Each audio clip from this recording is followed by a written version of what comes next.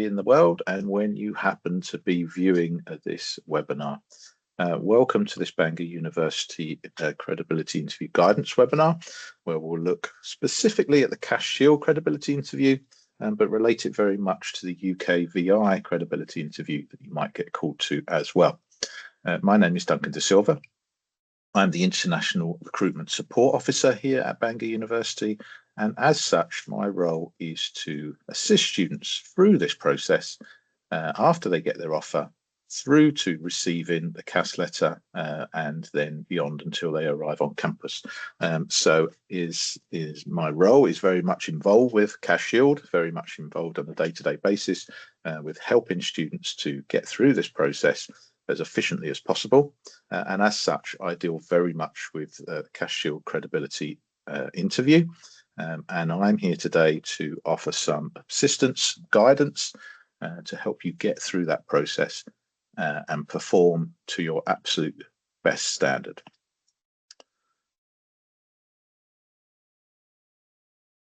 So let's have a little talk first about the CAS letter.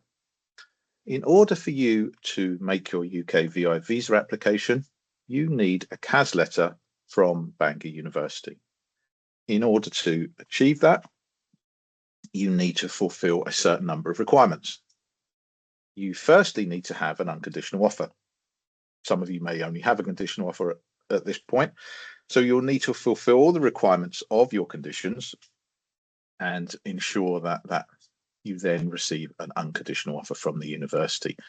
Your offer letter will show on it what the conditions are that you have to meet. Please fulfill all those, upload any documentation, etc., to the online admissions portal and ensure that you have completed all of that to gain an unconditional offer. You need to have paid your deposit. This will need to be done prior to us issuing CAS. We cannot do final checks until that's done. You need to have uploaded all your documentation onto CAS Shield, which could include things like a TB certificate, bank statements, other proof of funds, transcripts, your passport, and you need to have passed the CAS Shield credibility interview. So you cannot get your CAS until you've completed all of these elements.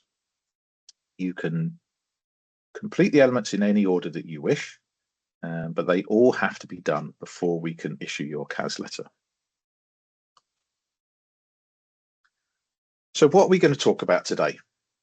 Today, we're going to answer the whys, the wheres, the whats, the wherefores, all the questions relating to the CAS Shield credibility interview and how that in turn relates to the UKVI credibility interview that you may possibly get called for. We're going to look at why the credibility interview is necessary. We're going to talk about the nuts and bolts of how it all works. We're going to give you some guidance and some advice on what you could possibly do to help you be successful and get the best out of your performance. We'll go through the areas of the questions that you're going to be asked. And we'll talk a little bit about when you should think about making the attempt. So first off, let's talk about why the credibility interview is necessary. Well, the credibility interview is a very integral part of your pre-CAS checks, along with checking all your documentation. The purpose is to make sure that we've looked at your application, we've vetted your details before you make your UKVI visa application.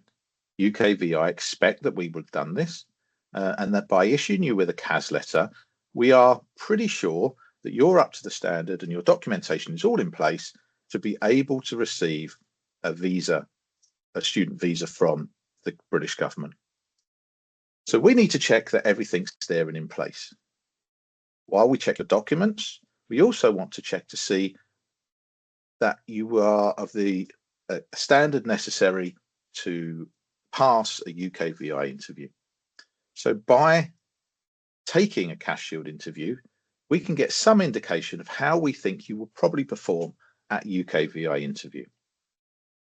Now, the CAS Shield interview is very, very important. Obviously, you need it to get your CAS letter. But even more important is your UKVI interview. If you don't perform well at UKVI and aren't deemed a credible student, you could get a visa refusal, and then you can't come to study and you'll have a visa refusal that you'll have to show in future. So we want to do everything we can to ensure that you don't perform badly at a UKVI interview and that you don't get a visa refusal. Okay, so we have a fairly vigorous test, a very vigorous interview, which we need to make sure that you pass, so that we can be fairly sure that if you pass the CAS Shield interview with us, you've got a very, very good chance, if you can complete doing your research and your preparation, that you'll pass the UKVI interview as well. So it's a very integral part of what we do and gives us a good indication of how well you're going to do in the future. And as I said, it's proof that you're a credible student. Now, we'll come back to this term credible over and over again. And if there's one thing I can get you to take away from this webinar, it's this idea of credibility.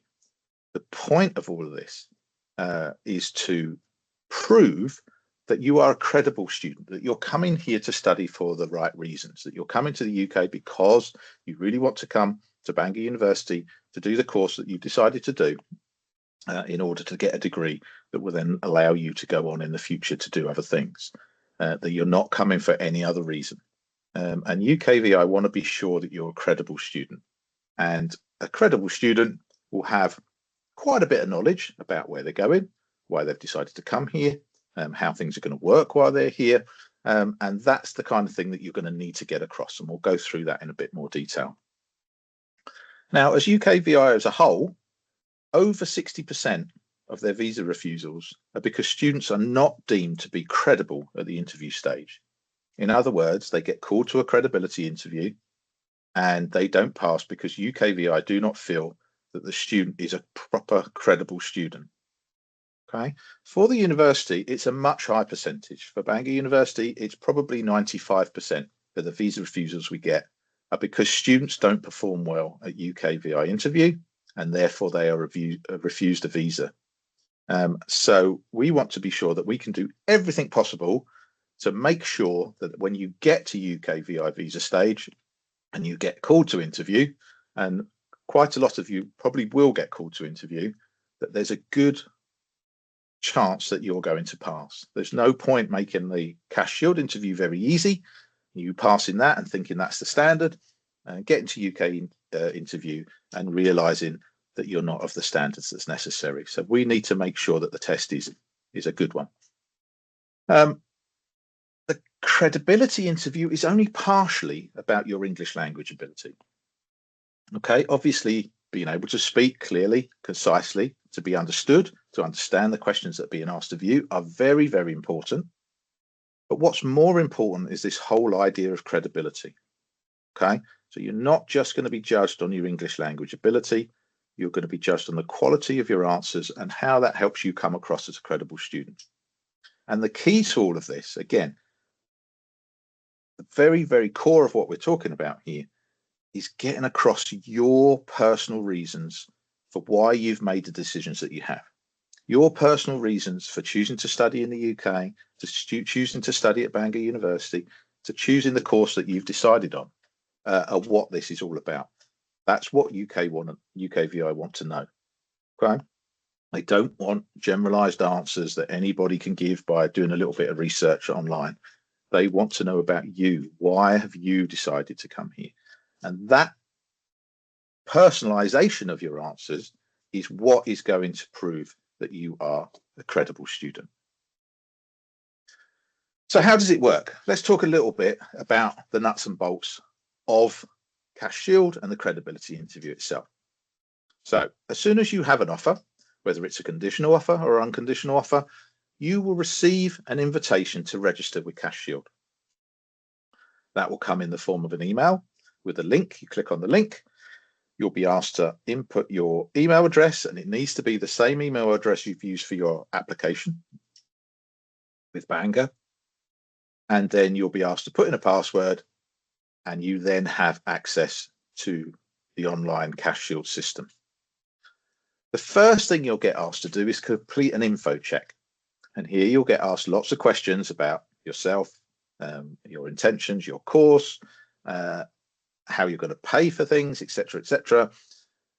And once you've completed that info check, CAS Shield will then auto-populate a whole number of different sections that will ask you for different documentation to prove what you say.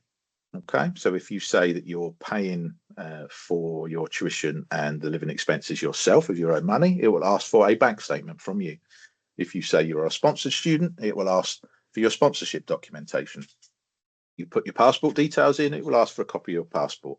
If you're from certain countries where it's a requirement, you will be asked to upload a valid TB certificate, etc., etc., etc. It works very differently for different countries and different people in different circumstances.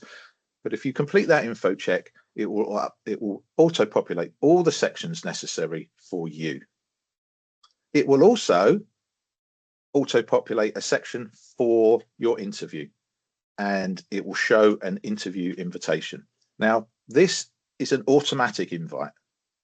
It isn't an invitation to take your interview at a certain specific time and date. You can sit for your interview anytime you like, day or night, 24 hours a day, 7 days a week. Okay, and the reason for that is because it's a recorded interview. You'll get asked questions that will be written on the screen for you to then answer. Okay, so you're not going to be sitting face to face with somebody. It will be a recorded interview. And then that interview will be assessed later on by a human being, and we'll get to that point as well. A UKVI interview, on the other hand, would be face-to-face, normally on a video call with a UKVI caseworker, and so that works in a slightly different way. There it will be very face-to-face. But because of the thousands and thousands of applications that we have to deal with, it would be impossible to have a face-to-face interview for every single person.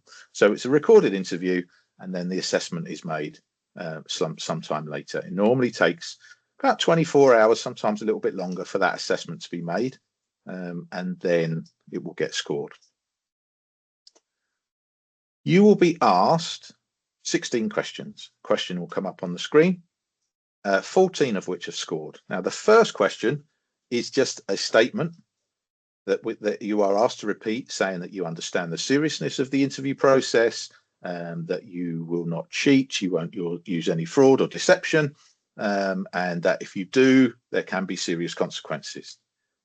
So obviously, we don't expect any of you to do that, but we do sometimes have people who try to cheat the system, and they are caught, and you will, at the very least, have your offer withdrawn, and you will no longer be able to come to Bangor University. Depending on the fraud or the deception used, you could also have your deposit withdrawn and held, and you could be reported to the relevant authorities about your behaviour, which could affect your ability to come to the UK in the future.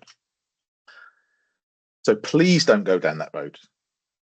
We're fairly sure that if you're coming to this presentation, that you're taking the situation very seriously, and that this isn't something you're going to consider. But please, please, please do not be tempted. Don't be tempted to have somebody else sit the interview for you. Don't be tempted to have somebody answering the questions off screen while you kind of move your jaw up and down to make it look like you're answering. All these things will get found, and it could have very serious consequences for you. The other thing you're not able to do is read pre-read answers. So we don't want you to read pre-written, answers. You won't be able to do that at UKVI interview, and we don't want you to do that on the CAS Shield interview either. Another very important thing to remember is you cannot pause the interview. Okay? I think you get one attempt to pause the interview. If you do more than that, the interview will automatically terminate and it won't be accepted, and you'll have to start the whole process again. This is because we want it to be very similar to a UKVI interview. You won't be able to say to the UKVI caseworker, sorry, I need to stop for 5 minutes while I go off and do whatever. And it makes it very much look like you are going away to read up on some answers and then come back and answer the question once you've done a bit of pre-reading. That is not allowed. So if you have an interview attempt freeze, or it doesn't get to the end of the interview, it's probably because you've tried to pause it too often. So please don't do that. Now, you will get asked 16 questions, as I stated. The first one is just a statement The second question is you will be asked to hold up a copy of your passport next to your face so that the AI facial recognition can check that the same person is sitting in the interview who is in the passport photo. Okay, once you've done that, we get down to the 14 questions that are actually going to be scored. You will be given 15 seconds to read the question. And it doesn't sound like very long, but 15 seconds is quite a long time. But make the most of that time. Use all 15 seconds before you move on to answer the question. Okay, think about ensuring that you understand the question properly. Once you've read the question, depending on what the question is, you will either get 60 seconds or 90 seconds to answer the question. And again, that doesn't seem like much, but when you think about it and count out 90 seconds, it's quite a long time. And if you're organized and efficient and you've done your research and your preparation, there is a lot you can say in 60 seconds or 90 seconds. So make sure you're using your time wisely and that you're confident in the answers that you're giving. Once you have finished, the interview will be assessed, as I said, by a human being. It will not be assessed by AI. Lots of people seem to think it's AI generated. It isn't. It will be assessed by a human being and then it will be scored. Your 14 scores for your answers will be added together and you'll need to get above the passing grade. If you get past the passing grade, fantastic, brilliant. That part of the process is over. With the proviso, remember, that you may well get called to UKVI interview. In fact, you probably will. Okay, and you need to make sure you do as well or better at your UKVI interview as you've done on your CAS Shield interview to be sure of getting through that stage, being deemed a credible student and getting your visa. Okay, you can't let your guard down when you've passed your CAS Shield interview and think, phew, that's it. That was hard, but I've done it. I'm passed. I don't have to worry about it anymore. You've got a whole nother stage. The CAS Shield interview is just a rehearsal. It's just a practice, okay, to deem how well you might do at UKVI interview. UKVI interview is the one that really matters because that decides whether you're a credible student or not in the eyes of UKVI and whether they're going to offer you a visa or not. So please take it very, very seriously.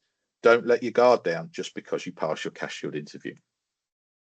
If you didn't pass your CAS Shield interview, you will get at least one resit opportunity. Okay. Now, students from most countries will get 2 resit opportunities. But students from certain countries where there are quite a lot of concerns from UKVI about visa misuse will only get 1 additional resit opportunity. And we'll explain that to you at the beginning of the process. For some of you, if you fail the first time round, we will require you to come and watch one of these credibility interviews, but a live one, so that we can see that you've attended. We know that you've taken on, hopefully on board what's been told to you, and that you can take that into your second interview attempt. But you will all get at least 1 chance to resit. If you take on board everything that we're giving you in this interview, and you do a good degree of research and preparation, there shouldn't be any reason why you don't pass first time. Okay? You really, everybody, I believe, has got the ability to do that, to pass this, if they do the correct preparation and research. And again, that is all down to you. It's just the same as if you're writing an essay or if you're sitting an exam. Okay, all the information's out there. You need to go and get it, put it together, prepare, and then you'll be ready to go. Okay, but the final result will help you as much as we possibly can, but that final result is down to how much work you put into it. So, how can you be successful? Well, the first thing to do, which sounds a lot easier than it might be, is try not to worry. The more you worry, the more concerned you are, the more agitated you are, the more nervous you are, the more difficult you're going to find it is to perform well. So what we would like you to do as best you can is get yourself in a position where a lot of that worry goes away.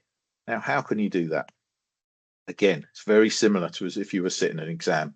If you had an exam coming up and you'd done no research and you'd done no preparation and you were hoping to wing it and see how it goes, you're going to probably be worrying quite a bit before you go into that exam room.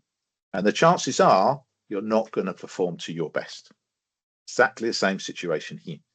If you've done a good degree of preparation and a good degree of research and a good degree of thinking about why am I in these circumstances? Why have I decided to do the things that I'm doing, study the course that I've decided on, come to Bangor University, come to the UK? If you've been through all of that and given that a lot of thought, you're going to find yourself much more relaxed because you know you're prepared. And if you know you're prepared, it all becomes a lot easier. Now, what we've tried to do here is give you a bit of structure on how you might go about answering the questions. So we've put this acronym together, SEEK, SEEC, so you can seek out the best answer possible, to help you think about how you might go about answering each question. Okay. Now, again, the big deal here, the big key to everything is to personalize. Make your answers personal to you and your circumstances. Don't leave everything general. Okay. Don't make a generic answer. UKVI are very, very strict on those kind of things. You won't come across as credible if you're just spouting a load of facts and figures that you've pulled off the internet. Okay. You need to make your answers personal. We'll talk a little bit more about that in a moment. So the first initial we have here is an S. An S is for subject, your subject matter. What are you being asked? Now that may sound very straightforward. You're reading the questions, you're answering the question that's asked you on the screen. But it's very easy to read the question wrong. Very easy to read the question wrong or give an answer that you think answers the question, when in reality you haven't taken the time to think about what the question is actually asking you. And I'll give a for instance. Say for instance, you're asked, do you plan on working while you're studying here in the UK? And you could answer, yes, I am. I'm hoping to do X, Y, Z. Or you could say, no, I'm not, because I don't want to, whatever the answer may be. Now, that is a very, very different question to what are the positive and negatives of working while you're in the UK? Now, if you answered the second question with the same answer that you'd give to the first question, you're not going to do very well. You need to look at the nuance of the question. Okay, you may say, I don't intend on working while I'm in the UK, or I do want to work while I'm in the UK. But here are the positive and negatives. This is how working might be useful. This is why it might be slightly detrimental to my study. That is answering the question. Okay, if you just say, no, I don't need to answer that question because I'm not going to work. That's not answering the question. That's not what's been asked of you, and you're going to do poorly. In addition, a lot of the questions come in two parts. And quite often we see students that are struggling because they only answer one part of the question. So they don't take the time to read the subject, to read what they're being asked, and think about how they're going to answer. If you have a two-parted question and you only answer half of the question, even if you give the perfect answer, you can only get 50% of the grade. So you need to look at the question, make sure you understand it, make sure that you have looked closely enough to see if it's asking you a second part, and answer the second part as well as you do the first part. Okay, so again, it sounds very straightforward, but it is really important that you answer the question that you're being asked, not the one you think you want to answer. So that's our subject. Just the same with writing an essay or answering questions in an exam, you need to back up any answer you give with evidence. Okay, you need evidence for the answers that you're giving, and it may be some facts and figures that you've found online. You may want to look at rankings for different universities or situations, or things that different universities offer. Okay, but you need to have some evidence to back up your answers. Otherwise, it doesn't mean anything. But that evidence alone is not enough. That, again, is just that generic base that's given you some detail. It isn't explaining, and here we're on to that second E, it isn't given an explanation of how your answers relate to you personally. And this really is the key. You need to talk about how you've come to the decisions that you've come to. Why have you made this decision to study the course you want to study at Bangor University here in the UK? Or why have you chosen particular accommodation, etc., etc.? It has to relate to you personally. And what we see time and time again when we see students fail UKVI visa interviews and we get the visa refusal letters returned, it's because they haven't come across as credible students, because they haven't gone into enough detail about how things work and relate to them personally. They've just given a generic answer that doesn't really mean anything. This is about your personal credibility. This is about proving that you really want to be here, that you've made these decisions for very good reasons. And you need to say what those reasons are and get those reasons across so that the person watching the video can go, okay, this student is really serious about their study. They're really serious about being here in the UK. They're really serious about having made the choice to come to Bangor, or whatever else the question may be. So add that explanation. Make sure you understand the subject, back it up with evidence, explain how that relates to you personally. And then our last subject here is the C is for comparison. And again, this is a big one, particularly with UKVI. They want to see comparisons. They want to see that you can compare the final decisions that you've made with the other options that were available to you. Okay, so if you're coming to Bangor University, why Bangor University? Why not another university in the UK or another university in another country, or for that matter, another university in your home country? Okay, you've got to be able to explain why coming to Bangor University is the right choice for you and why comparable universities or situations maybe aren't quite as good or won't give you exactly what you want. And again, you've got to relate all that back to you. It's a personal decision. Now, I would think, that if you're going to make the kind of decision, the kind of huge, maybe life-changing, momentous decision that you are to come and study abroad and live abroad in a foreign country for an extended period of time, that you would think about all these things anyway. If I was going on holiday for 2 weeks to a different country, I would be thinking about, how am I going to get there? Where am I going to stay when I get there? What are the kind of things that I'm going to do while I'm there? What am I interested in? How does the currency work? What kind of visa do I need to get there in the first place? All these decisions that you're thinking about, that's just to go on holiday for a week or two. If I was going to live somewhere, and I've lived and studied abroad myself in various countries, I want to know all the details so that I can make the best decision for me that fits in with maybe my academic history and where I want to go in the future. That's what this coming and studying is all about.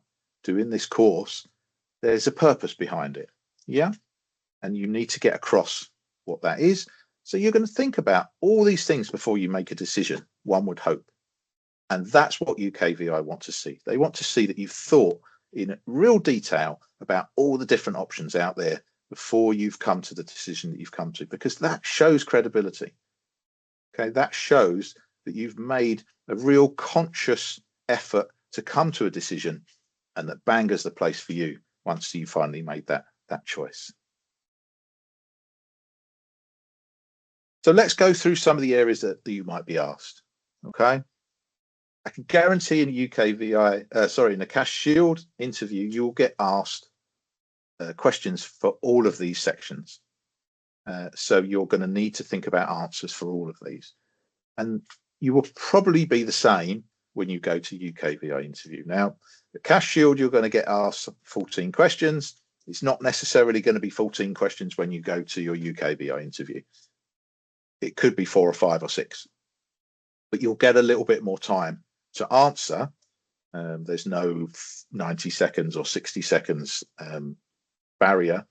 You can take as long as you like to answer, but you still need to make sure your answers are relevant, concise, and to the point. If you're just talking about things that aren't relevant, it's not going to make you look as if you're a credible student, that you know what you're talking about. But for right now, what we're going to concentrate on is your CAS Shield credibility interview. So you will definitely get asked about Bangor University. Why did you choose Bangor University?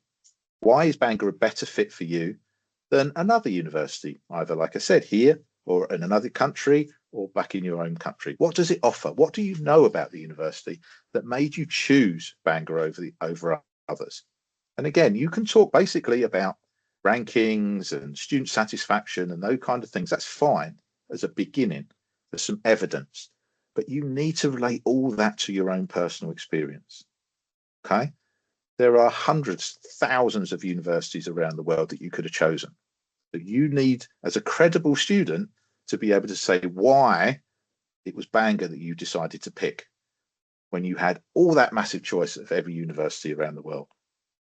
That's what UKVI are going to want to know. Why did you pick here? You're going to be asked about UK higher education system as well. You're going to need some knowledge about the UK higher education system, because again, you've chosen to come and study in this country. Why?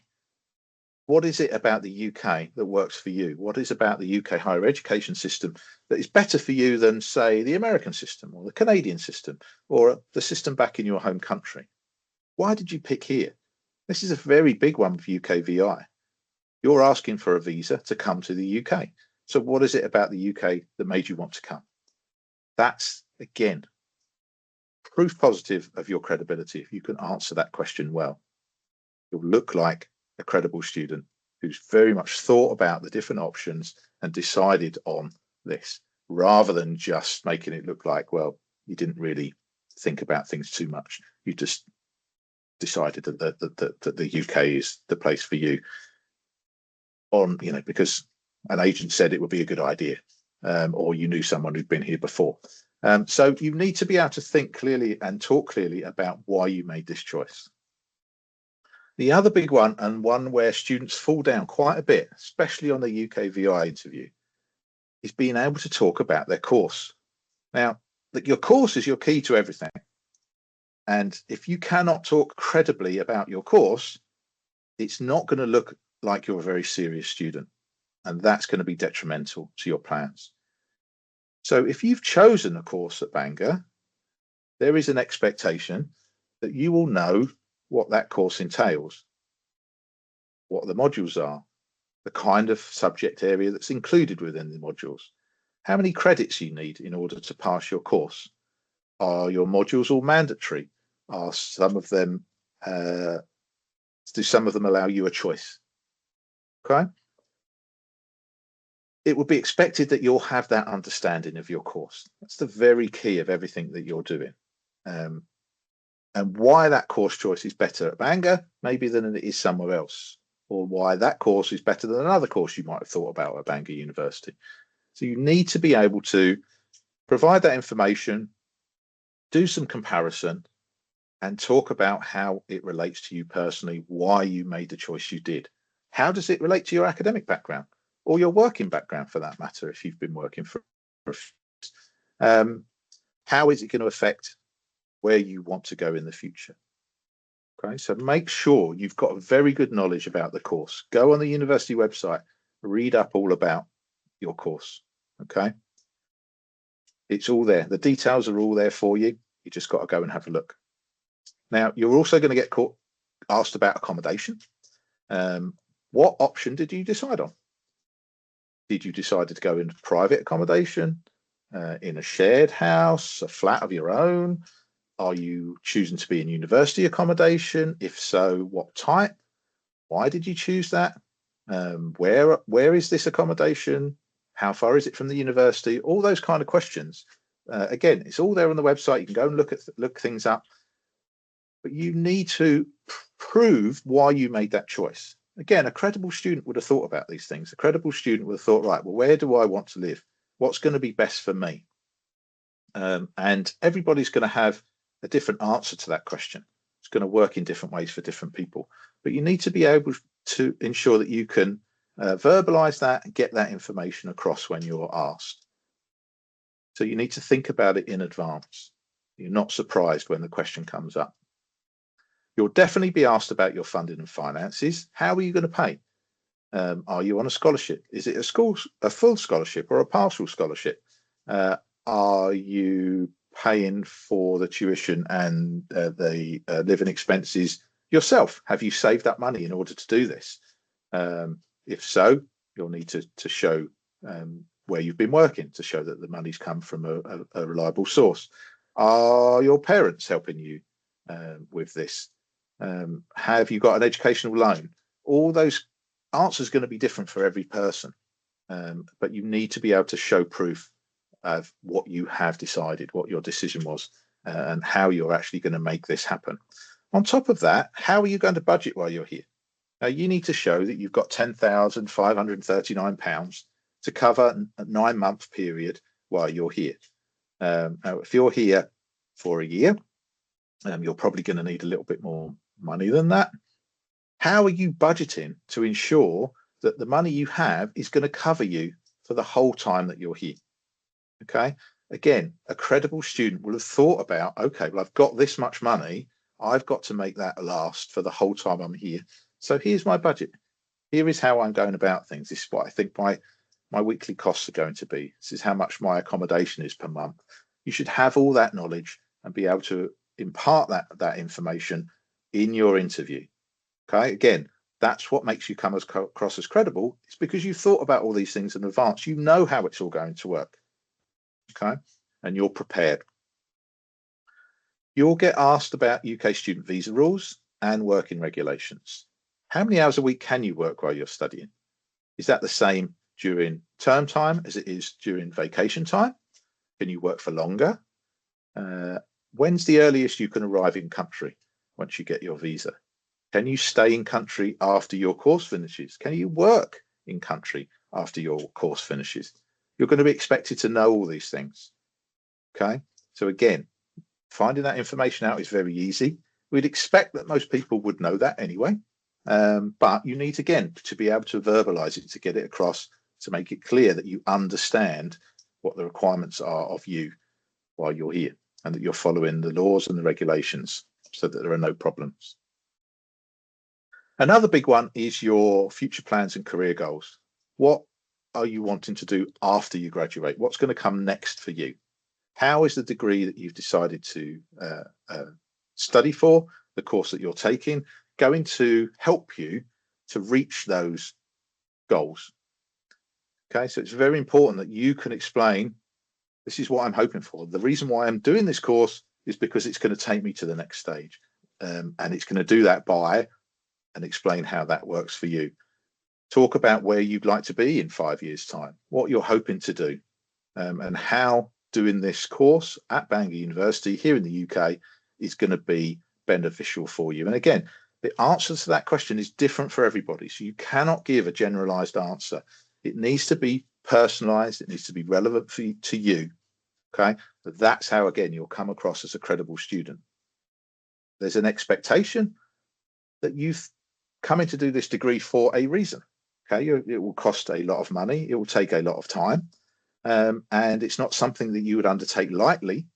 So in order to come across as a credible student, you will be able to explain this, explain why you've wanted to do this and take this massive step, this big leap to come and study in a foreign country for an extended period of time. That will help you come across as a credible student. And again, it's something we would expect you to have thought about, but maybe you just need to expand on that and be able, again, to verbalize it, to get that information across when you're speaking.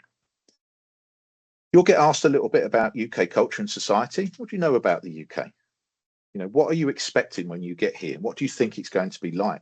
What do you know about the UK? What do you know about Wales? What do you know about North Wales? What do you know about Bangor? What do you know about the area where you're coming to live? And again, a credible student would have thought about these things. If you're coming here, you're going to want to know what it's like, right? Just like my analogy of going on holiday. I'm picking to go somewhere on holiday because I want to be able to sit on the beach. Well, it would be no use if I turned up at that place not having done any research and found that it's 50 miles inland. It's the same thing. It's being able to show that you've thought about where you're going, that you understand it. You're going to be here for an extended period of time. What are you going to do while you're here? Are you going to join university clubs and societies? Are you going to go traveling while you're here? Are there other parts of the UK that you would like to see? Are there cities you'd like to go to, or monuments or things that you know about that you would like to see? What do you know about current affairs in the UK?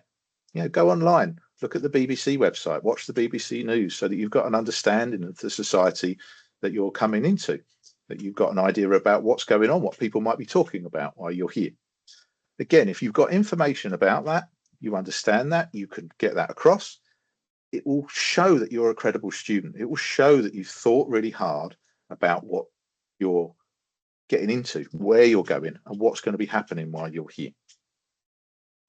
You'll also probably get asked in the CAS Shield interview a couple of questions about your own personal interests and opinions. Now, this won't come up in UKVI interview, but for the CAS Shield interview, we put them in there just to try and relax you a little bit, just to try and get you to talk about things personally, because, like I said, this whole interview process is about personalization. So we throw a couple of questions in there. I don't know, you might get asked, what's your favorite book and why? Again, so you can say what your favorite book is, and you can talk about why you like it. What's your, what kind of music do you like? What's your favorite film? Something along those lines that allows you to get your personality and your personal opinions across, to make you start thinking about the idea that all of your answers need to be personalized. They need to be personal and relate to you. Your favorite book is not going to be the same as most other people's favorite book. Your answers to all these other questions are not going to be the same as most other people's answers. Okay, so think about all those things, all those thoughts, all those factors, put them together. Okay, really, really important. And again, like I said, we would expect a credible student, a student who's coming here and spending a lot of time and a lot of money in the UK, to have thought all of these things anyway. Yeah, this isn't just about answering questions to get you a certain mark to pass an interview. It's thinking about this from the other way around. If you know all this information, it's going to allow you to make better decisions, and it's going to make life so much easier for you when you arrive in country, because you will have thought about all these aspects and you'll be ready for everything when it comes along. You'll know about your accommodation before you arrive here. You'll be thinking about your budgeting and your funding. You'll know whether you can work or not, and what the working regulations are. You'll know a little bit more about the society that you're coming into, how the university works, how the education system in the UK works. All of these things are going to assist you while you're here. So please don't just think of it as, oh, I've got to tick a box in order to pass an interview, in order to get my CAS letter, so that I can get my visa application, so I can pass a UKVI interview, so I can get my visa, so I can arrive. Okay, there's much more to it than that. The whole point of these interviews is to show your credibility. And the best way to do that is have all of this knowledge, to have thought about all these different things when you're making decisions, so that you're best prepared, and that it's absolutely obvious when you give your answers that you know all of this, that you've prepared for all of this, that you've researched all of this, that you've thought about all of this, and that it's not going to be problematic for you to actually answer the questions. So, finally, when should you make your interview attempt? Well, as I said here, do not put it off. Please don't leave it till the last minute. Okay, unfortunately, we see students who have done everything else on CAS Shield, uploaded all their documentation, everything else is ready, but they put off and they put off and they put off their interview until the last minute. You want to give yourself as much time as possible to make your UKVI visa application. So you want to get your CAS letter from us as early as you possibly can, within reason, because you need to make sure that you're prepared.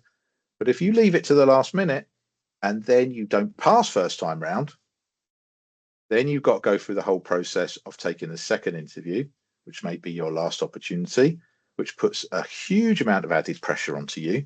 And there may be other factors that you need to do before you make that second attempt.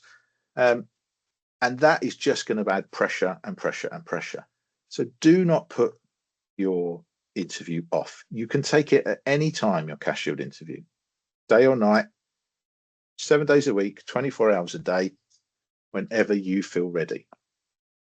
So do that research, do that preparation, and then take it. But make sure you feel confident and ready. And the best way, as I said before, to feel confident and ready is to have done all the research, to have done all the preparation, to be in a position where you feel sure that you can answer any of the questions that are thrown at you, that you've got good answers to all of these areas that we've spoken about. Okay. This interview is recorded.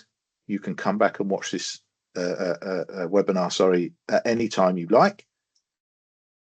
If you want to watch it 3 or 4 times, you can watch it 3 or 4 times. If that helps you feel confident and ready, brilliant. Okay. Add that to all the research that you're doing. When you feel confident and ready, take the interview and away you go. Like I said, you're going to feel confident and ready when you've done all the proper preparation and done adequate research. And then the most important thing as well, don't do the interview unless you can give it your full attention. Okay. I have had an instance where I've watched an interview of a prospective student trying to take the interview while they were walking down the street with their phone in their hand on a very, very busy street with cars going by and people knocking into them, etc., etc., etc. Now, obviously, that is a real extreme, but unsurprisingly, that person did very badly. There's no way you can expect to pass unless you give the interview your full attention. So even with me doing this webinar, I'm in a nice quiet room, the door's shut, everybody knows not to disturb me. I've got myself set up. I've charged everything so it's not going to run out, plugged everything in where I can.